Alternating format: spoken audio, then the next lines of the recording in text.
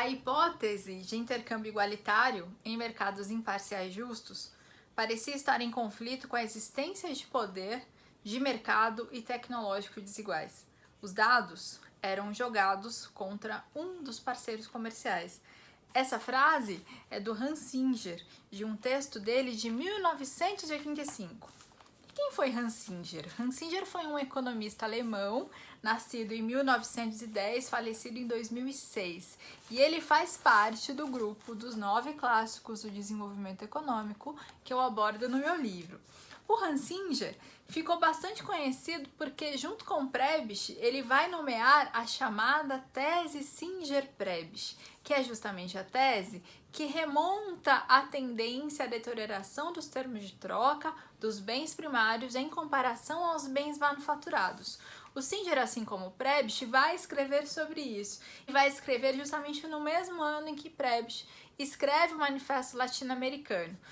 O Singer vai apresentar as suas ideias num congresso em 1949 e as ideias apresentadas nesse congresso resultarão então em um texto publicado em 1950 chamado A Distribuição Desigual de Ganhos entre as Nações Emprestadoras e as Nações Devedoras.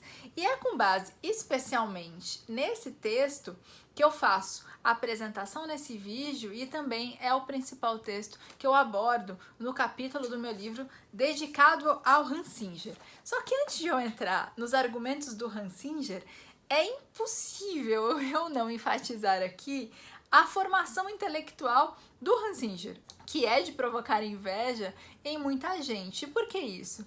Porque o Hans Singer será aluno do Schumpeter e também será aluno do Keynes. Ou seja, ele vai se formar como economista e como teórico na economia, justamente como aluno daqueles que se configuraram como inspiração teórica comum para a perspectiva do desenvolvimentismo. Então, superada a inveja da formação do Hans Singer como aluno do Keynes e do Schumpeter, que são certamente dos principais economistas da história do pensamento econômico, ele vai justamente destacar que o que lhe encantava na abordagem keynesiana era que o objetivo da análise residia em como mudar uma condição inicial insatisfatória e não apenas a se contentar a entender como o sistema funcionava. Então, para além da compreensão dos problemas, havia um convite implícito na perspectiva keynesiana a atuar na dinâmica desse sistema. Com relação ao Schumpeter, o Hans Singer vai justamente colocar em evidência a questão de que o desenvolvimento necessariamente envolve mudanças revolucionárias. Então, a partir das suas duas principais influências teóricas, que são Keynes e Schumpeter, ele vai justamente colocar a necessidade de enfrentar como condição necessária os problemas estruturais enfrentados por essas nações subdesenvolvidas. Então, a partir da identificação dos gargalos na estrutura produtiva dessas nações, é que se derivam as necessidades de ação para reverter a lógica a partir do comércio internacional que façam que essas nações permaneçam como subdesenvolvidas. Conforme eu iniciei esse vídeo, o Singer vai justamente partir dessa ideia de que o comércio internacional tendia a recrudescer a condição de subdesenvolvimento dessas nações na medida em que elas permaneciam se inserindo no comércio internacional como fornecedoras de bens primários e como consumidoras de bens manufaturados. Então, essa distribuição desigual de ganhos entre as nações emprestadoras e as nações devedoras, ou entre as nações desenvolvidas e as nações subdesenvolvidas, se explicava justamente pela matriz produtiva dessas nações. Então, as diferenças estruturais entre essas nações poderiam levar ao declínio relativo dos preços dos bens primários comparativamente aos bens manufaturados, que é justamente a natureza, a preocupação expressa na tese Singer-Prebisch. Mas apesar dos dados estarem sendo sistematicamente jogados contra as nações subdesenvolvidas por meio do comércio internacional, Singer vai destacar que o comércio internacional é de importância significativa na medida em que ele impacta as rendas nacionais das economias subdesenvolvidas de maneira significativa. E aí a grande preocupação que novamente se coloca, assim como os demais desenvolvimentistas, é como fazer para dinamizar a variável investimento produtivo dentro dessas economias. E a partir dessa dinamização, diversificar a matriz produtiva delas e a partir daí também reconfigurar o padrão de inserção externa dessas economias. Então, quanto menos diversificada for a matriz produtiva, que seria a condição inicial justamente delas, mais fragilizada seria a posição dessas economias no comércio internacional. Então, aquela tendência de que os dados fossem sistematicamente jogados contra essas nações não seria rompida. Um outro ponto ressaltado pelo Singer nesse texto de 1950 é que a especialização dessas nações subdesenvolvidas na produção de primários teria sido, por sua vez, uma consequência da própria maneira como as nações desenvolvidas investiram e emprestaram recursos para essas nações subdesenvolvidas.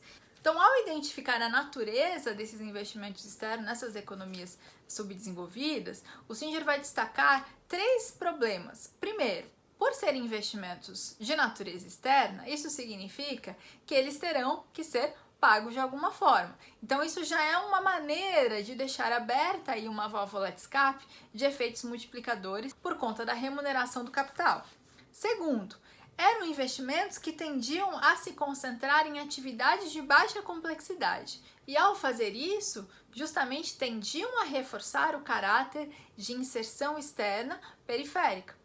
E terceiro, por conta da natureza desses bens, comparativamente aos outros bens ofertados pelos países desenvolvidos, se observava a tendência à deterioração dos termos de troca, porque são bens mais simples, com pouca complexidade associada a eles, cujos preços estão sujeitos a diversas forças que fazem com que o preço desses bens permaneça ou como estão, ou até, pelo contrário, tenham uma tendência a serem rebaixados. A partir dessa observação, o Singer então vai destacar que esses investimentos que faziam com que essas nações, primeiro, mantivessem a sua vocação produtiva em bens primários, tendiam ainda a favorecer os consumidores dos países desenvolvidos. Então, nesse caso, as vantagens eram ainda mais acumuladas, seja como aqueles que emprestam capital, seja como aqueles que vão consumir agora esses bens que vão ser produzidos de forma mais ampla, no caso das nações subdesenvolvidas, e que serão consumidos pelos consumidores dos países desenvolvidos. Que Singer desenha nessa análise, nesse cenário, que as nações emprestadoras estão em condição de criar e se aproveitar de um contexto em que elas acumulam cada vez mais vantagens a partir do comércio internacional. E do contrário, no caso das nações subdesenvolvidas, tendem a acumular cada vez mais desvantagens. Ainda na linha dos efeitos perniciosos cumulativos a que os países subdesenvolvidos estão sujeitos na esfera internacional, Singer vai chegar na definição da chamada dupla armadilha dos termos de troca. E o que ele quer dizer com isso? Ele vai exemplificar da seguinte forma. Imagine um momento em que está acontecendo um aquecimento no mercado internacional de commodities e os preços dos bens primários estão extremamente favoráveis. O que vai acontecer no contexto de boom como esse? A tendência é que essas nações, que são especializadas na produção desses bens, reinvistam um excedente conseguido a partir da exportação desses bens no aumento da oferta desses bens, ou seja, no reforço à sua vocação produtiva e especializada naquele tipo de exportação. E aí ele diz, agora imagina que esse cenário mude e que o preço internacional dessas mercadorias, dessas commodities, passe por uma tendência de queda. Aí agora, o que ele vai dizer? A tendência é que não haja recursos excedentes para serem reinvestidos.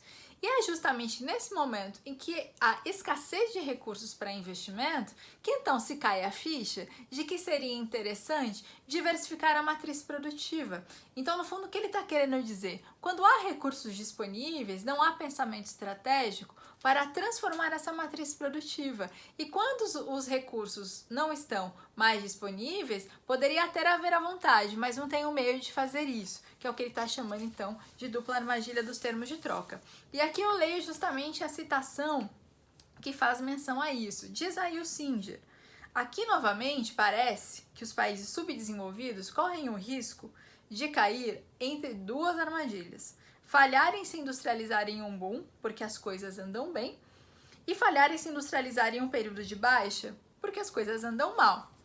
E quando Singer faz esse destaque, aqui se coloca claramente a necessidade de haver um planejamento estratégico, um plano nacional de desenvolvimento, que saiba aproveitar esses momentos de boom no mercado de commodities para utilizar esse excedente disponível justamente para mudar a condição da matriz produtiva e o padrão de inserção externa dessas nações, tornando-as, portanto, menos frágeis e menos dependentes das oscilações do comércio internacional. E é por isso que Singer vai defender que a transformação estrutural pela qual tem que passar essas economias subdesenvolvidas, e aqui remetendo novamente a ideia do Schumpeter de mudança revolucionária, essa transformação estrutural tem que levar a uma diminuição da importância relativa da agricultura nessas economias. E aí o Singer inclusive vai sugerir que não importa se essa mudança na importância relativa da agricultura nessas economias comece pela própria transformação da produção agrícola, ao invés de começar pela implementação da industrialização nessas economias. O que importa é que no resultado final, a importância relativa da agricultura a que se atribui essa maior fragilidade, que ela seja diminuída. E é por isso que todos os investimentos que sejam feitos nessas economias precisam passar por um planejamento, inclusive os investimentos externos que adentram nessas economias. E aí o Singer levanta a necessidade, inclusive, da configuração de uma cooperação internacional para que esses investimentos de fato sejam direcionados para transformar estruturalmente essas economias. E para então finalizar essa intervenção que fiz a partir do Hans Singer, destaco aqui a importância que ele atribui à indústria como meio de transformação nessas economias. Então ele vai dizer o seguinte, que a mais importante contribuição da indústria é o efeito que ela provoca sobre o nível geral de educação, sobre o conhecimento, sobre o padrão de vida e sobre a capacidade inventiva. E aqui reproduzo as palavras do autor. Essa é talvez a razão por que as indústrias manufatureiras são tão desejadas pelos países subdesenvolvidos. Isso é, elas fornecem os pontos de crescimento para incrementar o conhecimento técnico, a educação urbana, o dinamismo e a resiliência que procede da civilização urbana. O que Singer está querendo dizer com isso? Que a indústria, ademais, se mostra como um meio importante para promover as tais transformações revolucionárias por conta de todos os efeitos, todas as economias externas, as externalidades, se preferirem um termo mais contemporâneo, que provocam nessa economia. Ou seja, a transformação estrutural da matriz produtiva, os seus efeitos não param em si. Eles têm outros efeitos que derivam daquela mudança estrutural inicial. E é justamente por isso que Singer também defende a questão da indústria como uma forma de jogar essas economias em outros patamares de crescimento e de desenvolvimento. Então, para fechar a contribuição do Hans Singer para a discussão do desenvolvimentismo clássico, destaco novamente a preocupação do autor em transformar a estrutura dessas economias e, a partir da transformação dessa estrutura, permitir que essas economias subdesenvolvidas possam participar do comércio internacional em melhores condições. E para tal, é imprescindível que se planeje a maneira como esses investimentos serão realizados nessas economias para então permitir o rompimento com a condição inicial de subdesenvolvimento.